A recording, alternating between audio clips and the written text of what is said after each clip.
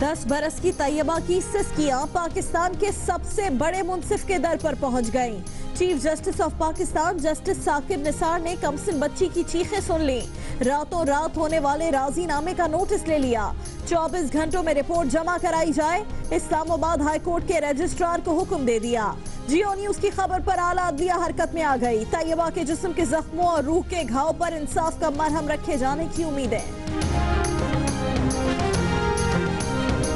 जख्म थे मुंह के ऊपर, हाथ के ऊपर, काफी तशद्दुद किया हुआ था। फर्श पे लिटाते थे, बिस्तरा भी नहीं देते। मैं कभी बतलाता नहीं, पर अंधेरे से डरता हूँ मैं माँ। बच्ची को मारने की आवाजें आती थी। तेरी परवाह करता हूँ मैं माँ। बहुत दिल खराब हुआ, बस बच्चे की हालत नहीं देखी। तुझे सब है पता।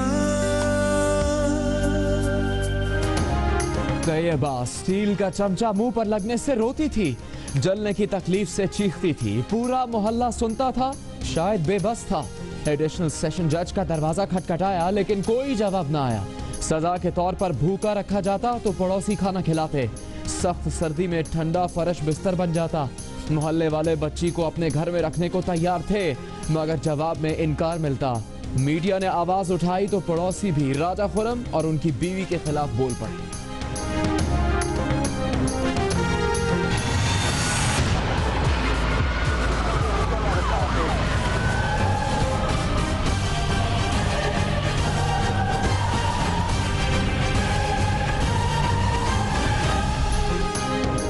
शहर इस्तांबुल में पुलिस का एक्शन। स्मगलर्स के हाथों यरहमाल बनाए गए 6 पाकिस्तानियों को बाजियाब करा लिया गया। 4 अफगान और तुर्क अगवाकारों को भी धर लिया गया। मगवियों को उस्मान पाशा के इलाके से बाजियाब कराया गया। दफ्तर खारजा ने तस्दीक कर दी।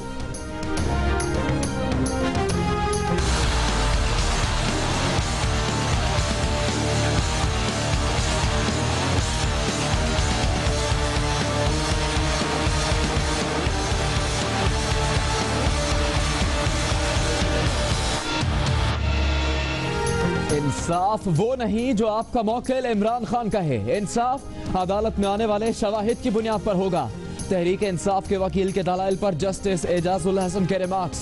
जस्टिस आसिफ सईद खोसा ने कहा कि ऑफशोर कंपनीज की मिल्कियत नईम बुखारी साहब को साबित करनी है और असल मसला तारीखों का है। 2006 से पहले की मिल्कियत साबित करने से ही फर्क पड़ेगा। सुप्रीम कोर्ट का पैनामा केस की समाअत रोजाना करने का फैसला।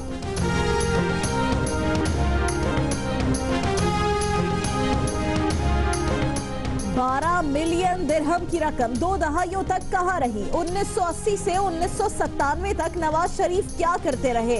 रकम मुंतकिली के लिए दुबई और कतर के कवानीन क्या हैं?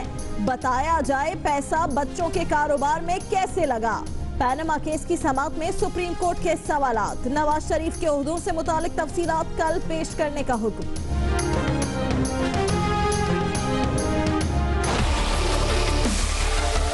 कोर्ट ने इसकी रोजाना समाअत का हुक्म जारी कर दिया है। ये एक बहुत बड़ी कामयाबी है। ये पैसे आए ही नहीं, ये पैसे थे ही नहीं। पाकिस्तान का पैसा लूटा गया। मेरा काम है इल्जाम लगाना, मेरे पास कोई सबूत नहीं है। तहरीक इंसाफ ने रोजाना की समाअत को बड़ी कामयाबी करार दे दिया। 15 से 20 रोज में पैनामा केस के फैसले और वजीर आजम की नाअहली का दावा कर दिया। मुस्लिम लीग नून के रहनुमाओं का जवाब में कहना है कि नया साल नया बेंच, लेकिन पीटीआई का झूठ पुराना है। इमरान खान ने तस्लीम कर लिया कि सबूत उनके पास नहीं, लेकिन उनका काम इल्जाम लगाना है।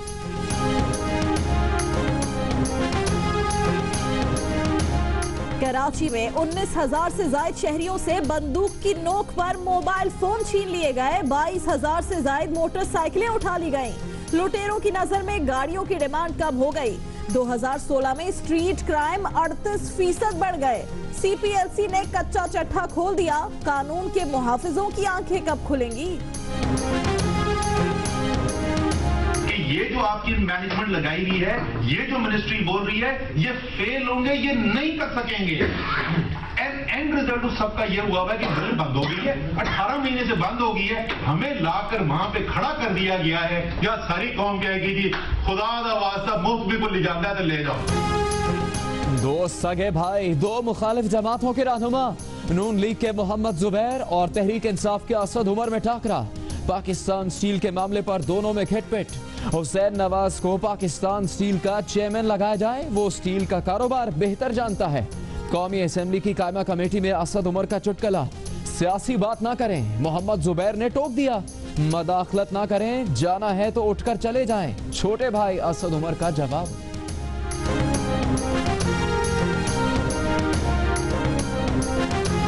चीन इक्तिसादी राहदारी का तस्वुर और पॉलिसी देकर हमने अपना इश्तिहार तारीख में दिया। मीडिया में क्रेडिट के लिए इश्तिहार कौन दे रहा है, इससे हमें सरोकार नहीं। साबिक सदर आसिफ अली जरदारी का पार्टी इजलास से खिताब, कहा कि बेनजीर भुट्टो ने मुल्क की तरक्की का मंसूबा बनाया था मगर उनकी हुकूमत जल्दी खत्म कर दी गई।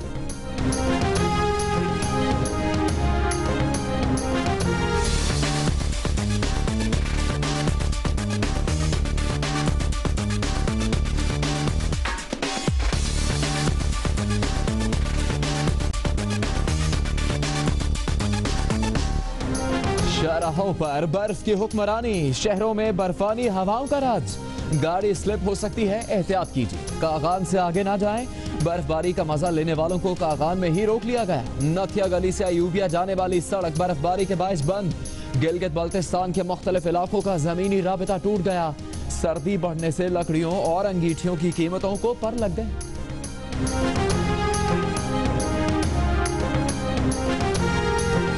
शाम के शहर हलब में सैकड़ों बच्चे लड़ाई का ईंधन बने, बेशुमार माजूर हुए। शाम के दौरे करने वाला बरतानवी डॉक्टर हकाइक सामने ले आया। वादी बरादा में पानी के जखायर पर कब्जे के लिए फैसला कुन जंग की तैयारी। अदलिब में बमबारी से 30 बागी हलाक। जियो न्यूज पर शाम के महाजों की कवरेज का सिलसिला जारी। लाहौर में फिरोजपुर रोड पर रैली के शुरका और पुलिस के दरमियान आंख मचोली। पुलिस का कजाफी स्टेडियम के करीब मुजाहिरीन पर लाठीचार्ज और शेलिंग, कई अफराद गिरफ्तार। लिबर्टी, हुसैन चौक, कलमा चौक और बरकत मार्केट की करीबी सड़कों पर ट्रैफिक जाम।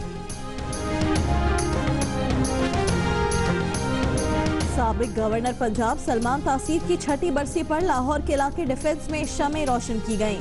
शुरका ने साबिक गवर्नर को खिराज अकीदत पेश किया।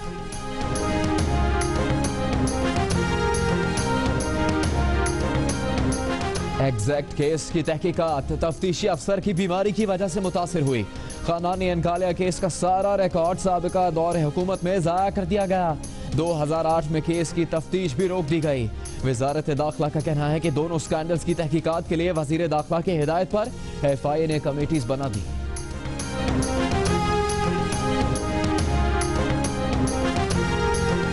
पाकिस्तान स्टॉक एक्सचेंज में कारोबार के दौरान तेजी का रुझान। 100 इंडेक्स तारीख में पहली बार 49,000 पॉइंट्स की बुलंद तरीन सतह उबूर कर गया। शाहिद आफरीदी अब सियासत के पिच पर बूम बूम करेंगे।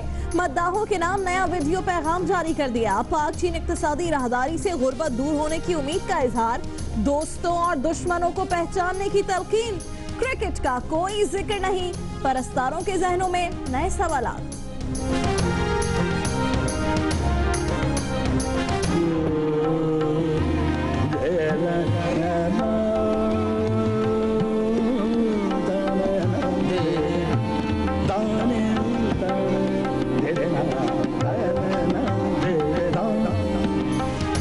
क्लासिकी मौसीकी के एक और अहद का खात्मा। पटियाला घराने के उस्ताद फतेह अली खान का इस्लामाबाद में इंतकाल। उस्ताद अमानत अली खान और हामिद अली खान के भाई और असद अमानत अली खान के चाचा थे। सबसे पहले आपको बताएं कि chief justice of Pakistan justice Saqib Nisar ने 10 बरस की तैयबा की सिस्कियां सुन ली। डिस्ट्रिक्ट एंड सेशन जज के घर पर काम करने वाली 10 साला बच्ची पर तशद्दुद और असरो रसूख की बुनियाद पर रातों रात होने वाले सुलहनामे का खुद नोटिस ले लिया। उन्होंने रजिस्ट्रार इस्लामाबाद हाई कोर्ट से 24 घंटे में रिपोर्ट तलब कर ली है। मैं कभी बतलाता नहीं पर अंधेरे से डरता हूँ मैं माँ, यूं तो मैं दिखलाता नहीं, तेरी परवाह करता हूँ मैं माँ, तुझे सब है पता है ना माँ, तुझे सब है पता मेरी माँ। बेबसी की तस्वीर बनी 10 साला घरेलू मुलाजमा तैयबा, जो तशद्दुद का निशाना बनती रही एडिशनल सेशन जज इस्लामाबाद राजा खुरम अली खान के घर। जज साहब की अहलिया ने भी जुल्म के पहाड़ तोड़े। नन्ही तैयबा की चीखें पूरा मोहल्ला सुनता। इन चीखों की गूंज से निजाम हरकत में तो आया, मगर मुआशरे की बेहिसी की नजर भी हो गया। तैयबा ने खातून मजिस्ट्रेट को अपने सारे दुख दर्द बता दिए, मगर कानूनो इंसाफ की राह में हायल हुआ असरो रसूख। माँ बाप 2 साल बाद आए, मगर अपनी बेटी के दुखड़े सुनने या इंसाफ दिलाने नहीं, जज साहब से राजीनामा करके फी सबीलिल्लाह मुआफ करने। अदालत ने एडिशनल सेशन जज की अहलिया की जमानत भी मंजूर कर ली। फिर बच्ची की वालिदैन को हवालगी की दरखास्त भी आ गई और बेटी को बाप के हवाले करके सारा मामला ही निपटा दिया गया 2 से 3 घंटों में। लेबर लाज गए भाड़ में। बच्चों के हुकूक क्या हैं, जाने इनकी बला। बिलाखिर मजलूम तैयबा की आवाज पहुंची इंसाफ के सबसे बड़े ऐवान में। Chief justice Pakistan mister justice Saqib Nisar ने आज खुद नोटिस ले लिया। चीफ जस्टिस ने तैयबा के मेडिकल बोर्ड से मुआयने के बगैर केस खत्म करने और तैयबा से मुलाकात से पहले ही वालिद की जानिब से बेटी पर तशद्दुद न होने के बयान हल्फी और राजीनामे की मीडिया रिपोर्ट्स पर नोटिस लिया। चीफ जस्टिस ने रजिस्ट्रार इस्लामाबाद हाई कोर्ट से 24 घंटे में मामले की रिपोर्ट तलब कर ली। जराए ने जियो न्यूज को बताया है कि चीफ जस्टिस के नोटिस लेते ही जिले इंतजामिया इस्लामाबाद की खुसूसी टीम बच्ची को फैसलाबाद से इस्लामाबाद लाने के लिए तश्कील दे दी गई है, जबकि पिम्स अस्पताल के डॉक्टर्स पर मुश्तमिल बोर्ड भी तश्कील दे दिया गया है। लेकिन सवाल यह है कि चेहरे और हाथों पर जलने और तशद्दुद के वाज़े निशानात के बावजूद पहले किस डॉक्टर ने रिपोर्ट दी कि बच्ची सीढ़ियों से गिरी है। चीफ जस्टिस पाकिस्तान के नोटिस से इस निजाम का उजलत में निपटाया गया मामला एक बार फिर इंसाफ के कटहरे में आएगा। उम्मीद है तैयबा के चेहरे पर लगे जख्म जो दरअसल समाज के चेहरे पर काले धब्बे हैं। आसिफ बशीर चौधरी, जियो न्यूज, इस्लामाबाद। मासूम तैयबा की चीखें सारा मोहल्ला सुनता था। ठंडे फर्श पर सुलाया जाता, खाना मोहल्ले वाले देते थे। कमसिन मुलाजमा तैयबा पर हौलनाक तशद्दुद की कहानी अहले मोहल्ला की जुबानी भी सामने आ गई। बच्ची तशद्दुद का निशाना बनी तो मोहल्ले की खवातीन इकट्ठी होकर उसे बचाने पहुंची, लेकिन दरवाजा ना खोला गया।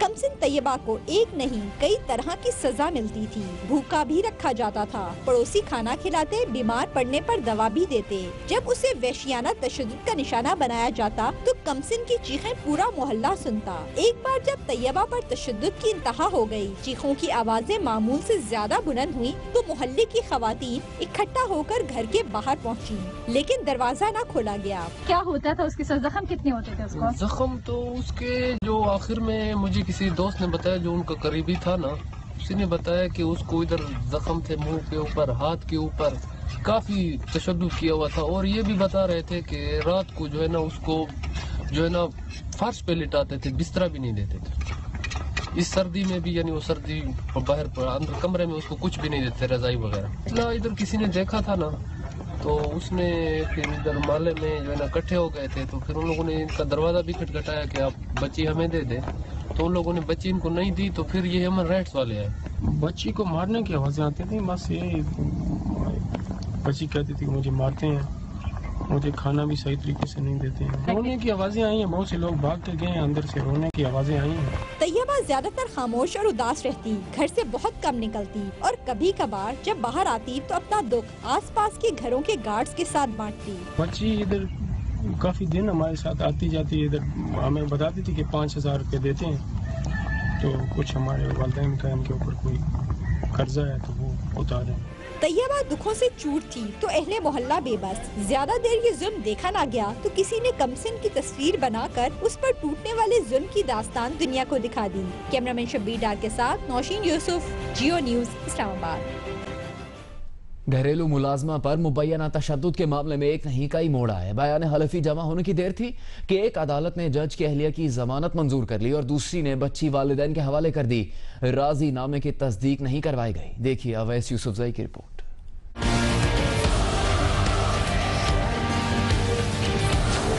हुआ कुछ यूं कि जज और उनकी अहलिया के खिलाफ पुलिस ने मुकदमा दर्ज किया तो बच्ची के बाप को अपनी बेटी याद आ गई। 50,000 रुपया ऑफर की है। क्या आप 50,000 लेके रफा दफा कर देंगे या क्या चाहते हैं? मैं तो जो बच्ची की हालत देखी मैं तो ये नहीं कह सकता। मेरे दिल ਨੂੰ पता जी मेरी आंद्रा में टी रही ने। फिर कहानी में आया नया मोड़।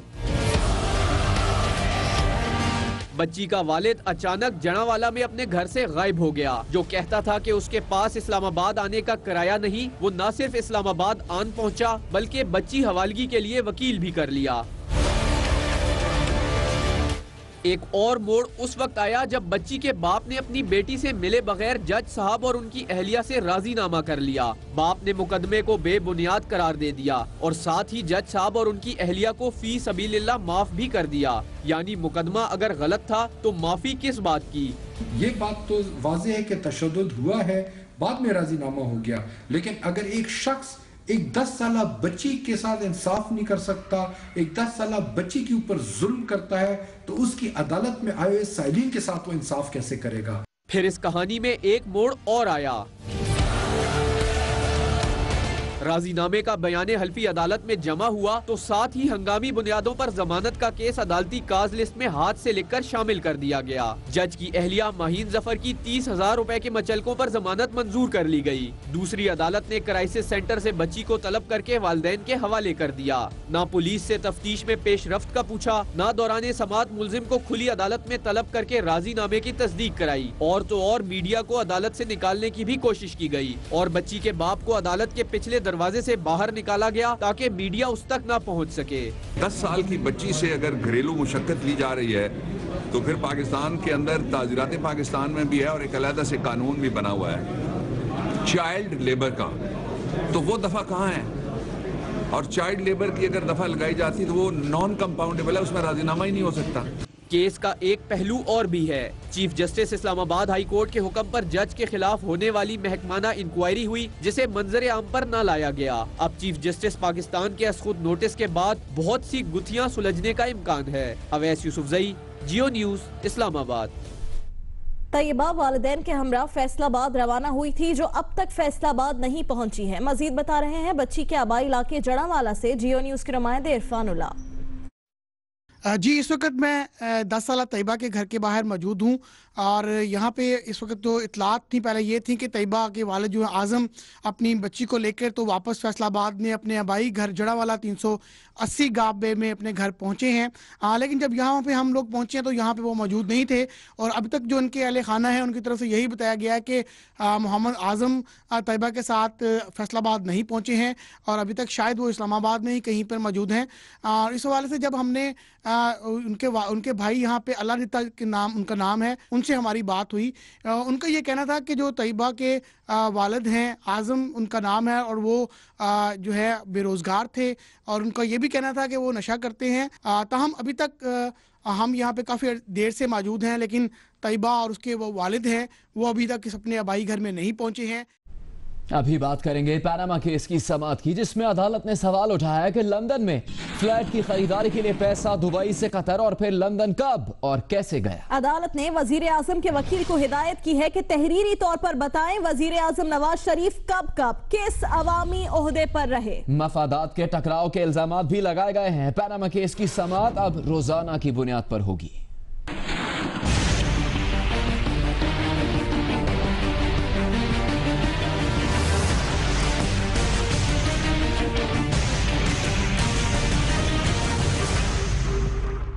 पनामा केस की समाअत सरे नौ शुरू हो गई। अदालत ने कई सवालात उठा दिए। लंदन फ्लैट्स की खरीदारी के लिए पैसा दुबई से कतर और फिर लंदन कब और कैसे गया। क्या ऑफशोर कंपनियों या फ्लैट्स के हवाले से दस्तावेजात में वजीर आजम की दस्तखत करदा कोई दस्तावेज मौजूद है। 2006 कट ऑफ डेट है। अगर दरखास्त गुजार साबित करता है कि इससे पहले लंदन फ्लैट्स और ऑफशोर कंपनियां हुक्मरान खानदान की मलकियत थी तो ये उसका एक अच्छा मुकदमा होगा। जस्टिस आसिफ सईद खोसा की सरबराही में 5 रुकनी लार्जर बेंच ने पनामा केस की समाअत की। इमरान खान के वकील नईम बुखारी ने मौक़िफ़ इख्तियार किया कि वज़ीर आज़म ने कौम से खिताब और कौमी असम्बली की तकारीर में कतर में सरमायाकारी का कोई जिक्र नहीं किया। बच्चों ने अपने वालिद वज़ीर आज़म के बयान की तरदीद कर दी है। लंदन फ्लैट्स और ऑफशोर कंपनियों की मालिक मरियम सफदर हैं। ICIJ ने ऑफशोर कंपनियों की दस्तावेज के बारे में हुक्मरान खानदान से पूछा तो उन्होंने तरदीद या तस्दीक नहीं की। जस्टिस एजाजुल एहसन ने पूछा क्या इन दस्तावेजात में वज़ीर आज़म की दस्तखत करदा कोई दस्तावेज है। नईम बुखारी ने कहा कि नहीं, ऐसी कोई दस्तावेज नहीं। नईम बुखारी ने जब ये कहा कि लंदन फ्लैट्स 1993 में खरीदे गए तो अदालत ने कहा कि क्या कोई दस्तावेज मौजूद है कि ये उस वक्त हुसैन नवाज की मलकियत थे। नईम बुखारी बोले यही तो छुपाया जा रहा है। नईम बुखारी ने अदालत से दरख्वास्त की कि वज़ीर आला शहबाज शरीफ को नोटिस जारी करके उनसे पूछा जाए कि अल तौफीक केस में $34 मिलियन की अदायगियां किसने की थी और ये रकम कैसे लंदन गई। जस्टिस अजमत सईद शेख ने कहा कि उन्हें तो आपने फ्री की नहीं बनाया। अदालत ने समाअत के दौरान PTI के तर्जमान फवाद चौधरी की तरफ से मीडिया में बयान का सख्त नोटिस लिया और कहा कि अदालत को इंसाफ का मंजर रहने दें, सियासी अखाड़ा न बनाएं। अदालत का कहना था कि हमारे सवालात जानने के लिए होते हैं, इन्हें बुनियाद बनाकर तबसरे न किए जाएं। केस की मजीद समाअत जुमेरात को भी जारी रहेगी। साथी रिपोर्टर कंबर जैदी अवैस यूसुफजई के साथ अब्दुल क़य्यूम सिद्दीकी, जियो न्यूज़, इस्लामाबाद। तहरीक इंसाफ के रहनुमा फवाद चौधरी ने कहा है कि बयानात में तजाद की वजह से पनामा केस में वजीर आजम नवाज शरीफ को अदालत में तलब किया जाएगा और वो नाअहल हो जाएंगे। वजीर मुमलिकत बराए इत्तलात मरियम औरंगजेब कहती हैं कि इमरान खान ने मान लिया कि उनके पास कोई सबूत नहीं। मुस्लिम लीग नून के रहनुमा तलाल चौधरी कहते हैं नया साल नया बेंच है लेकिन PTI का झूठ और आदत पुरानी है।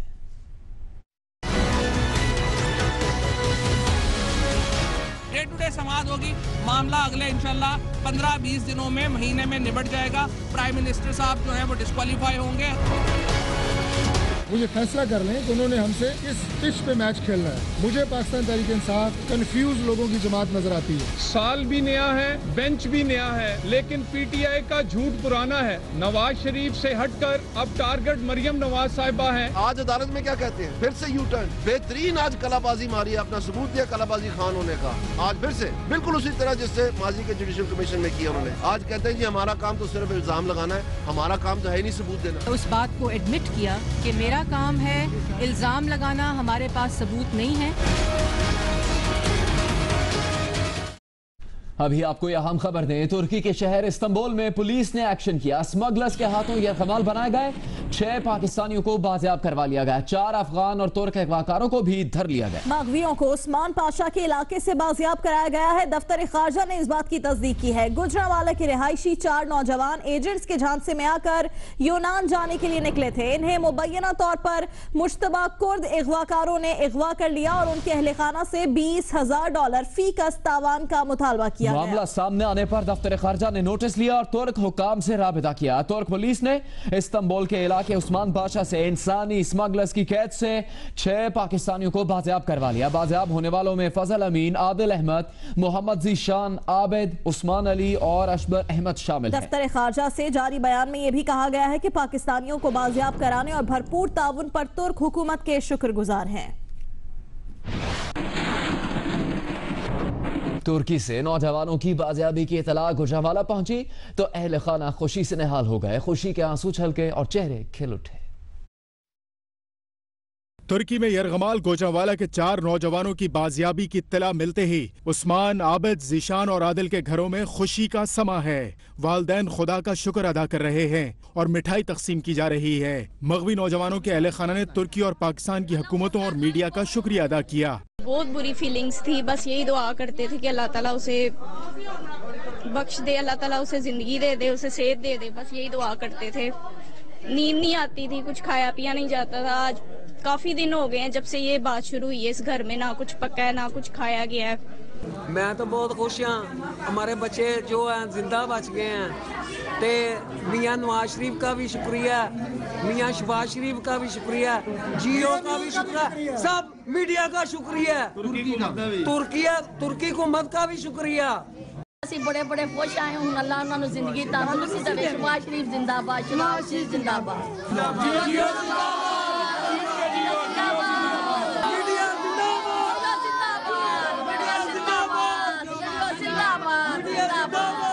चारों नौजवानों का ताल्लुक गुजरांवाला के इलाके घोड़े शाह से है और आपस में रिश्तेदार हैं। नौजवान रोजगार के सिलसिले में यूरोप के लिए निकले थे, जिन्हें तुर्की में यरगमाल बनाकर तावान का मुतालबा किया जा रहा था।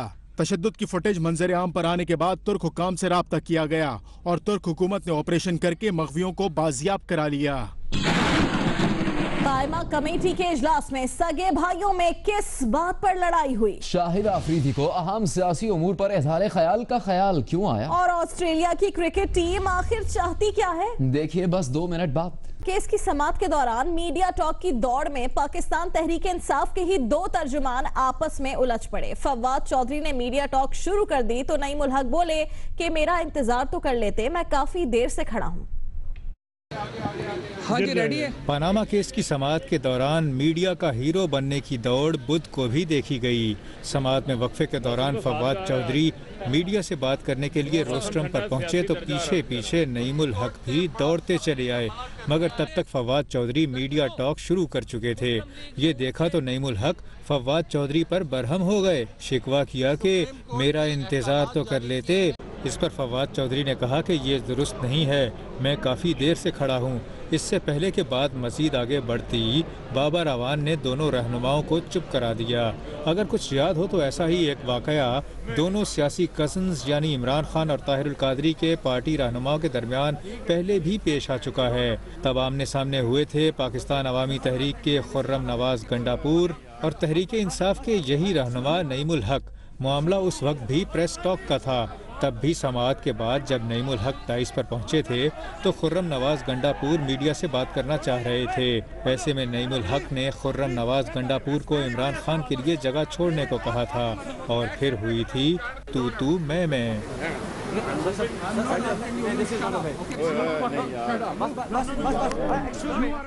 स्टील मिल्स की तबाही के मामले ने 2 सगे भाइयों में लड़ाई करवा दी। पीटीआई के असद उमर और नून लीग के मोहम्मद जुबैर उलझ पड़े। बड़े भाई ने टोका तो असद उमर बोले, आप मुझे ये ना बताएं कि क्या बोलना है। अगर आप मुझे नहीं सुनना चाहते तो कमेटी इजलास से उठकर चले जाएं। देखिए इस बारे में आमिना आमिर की रिपोर्ट।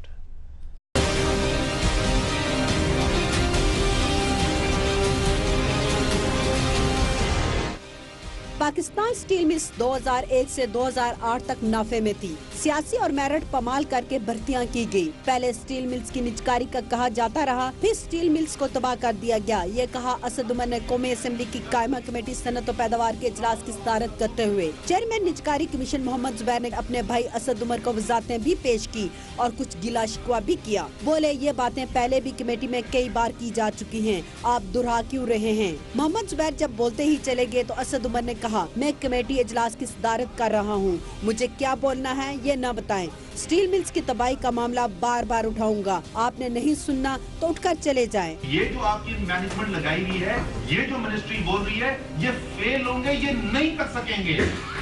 एंड रिजल्ट सबका ये हुआ है कि मिल बंद हो गई है, 18 महीने से बंद हो गई है। हमें लाकर वहाँ पे खड़ा कर दिया गया है, जहाँ सारी कौम कहेगी जी खुदा दा वास्ता मुफ्त भी को ले जाता है तो ले जाओ।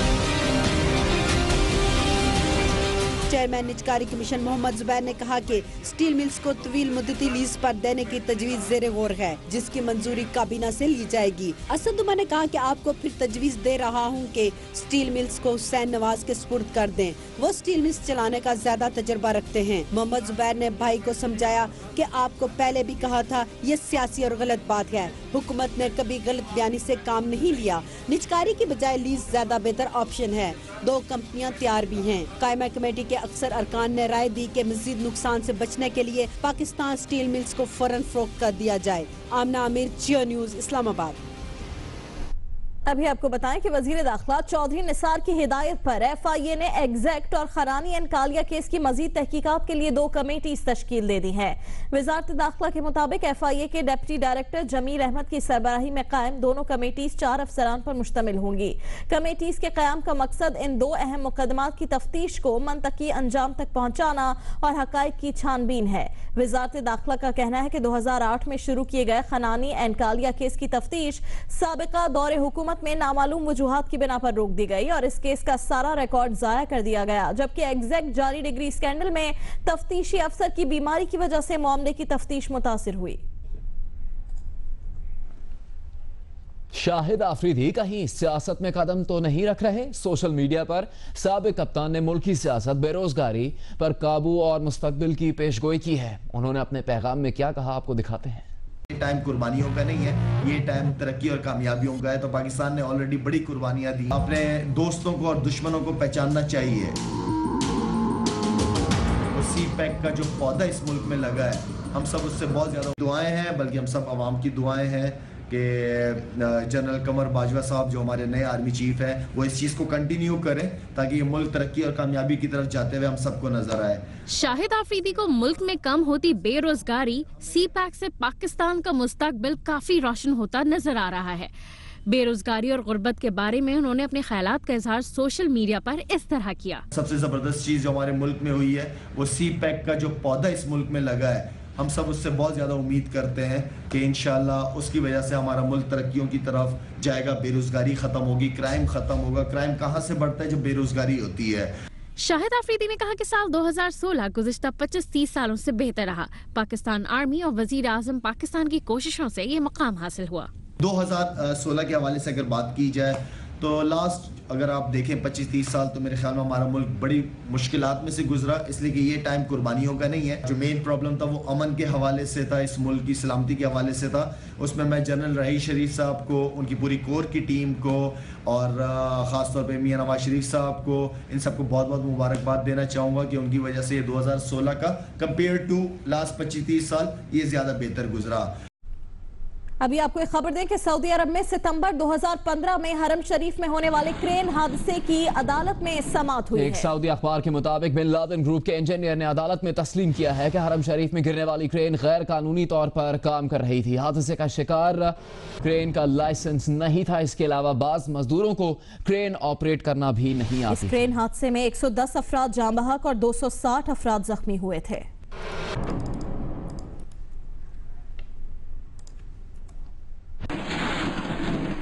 अभी आपको बताएं, क्लासिकी मौसीकी के अजीम गायक और पटियाला घराने के चश्मो चिराग उस्ताद फतेह अली खान इस्लामाबाद में इंतकाल कर गए।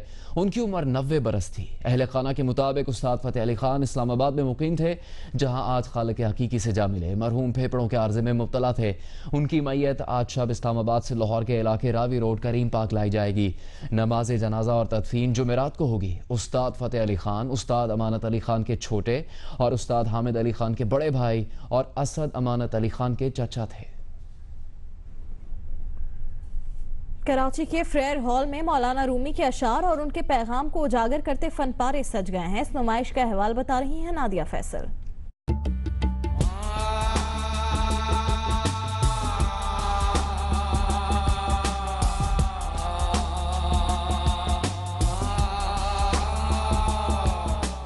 सात सदियां गुजरे मौलाना रूमी की शायरी और उनकी फिक्र की आजिज़ी आज भी दिलों में घर कर रही है। अपनी तमाम तर मुसव्वरी को रूहानियत के इस पैगाम के नाम करने वालों में शामिल हैं self taught artist Zahid Iqbal. Rumi ने मुझे 4 सालों से पकड़ा हुआ है, बिकॉज आई ट्राई टू कि मैं कुछ और बनाऊं। सब तैयारी कर लेता हूं, लेकिन कोई वर्स आ जाती है और मैं कुछ और बना देता। आर्टिस्ट के हर दूसरे कैनवस पर सफेद कपड़ों में मलबूस घूमते दरवेशों का यह तस्वुर अलामत है अपने दिलो दिमाग को अना से खाली करने और इंसानियत से मोहब्बत से भरने का। अमन, इंसानियत, ह्यूमैनिटी एंड लव के वर्सेस हैं, ताकि लोग उसको पढ़ के थोड़ा इंस्पायर हों और थोड़ा सोचें कि अमन से कैसे रहना है।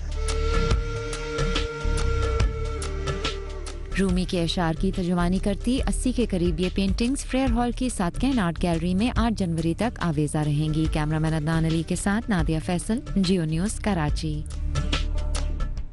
और आप न्यूज़ अपडेट। तुर्की में 4 पाकिस्तानी नौजवानों की बाजियाबी की इत्तला पर गुजरांवाला में घर वालों का खुशी का इजहार। मोहल्ले में मिठाई तकसीम।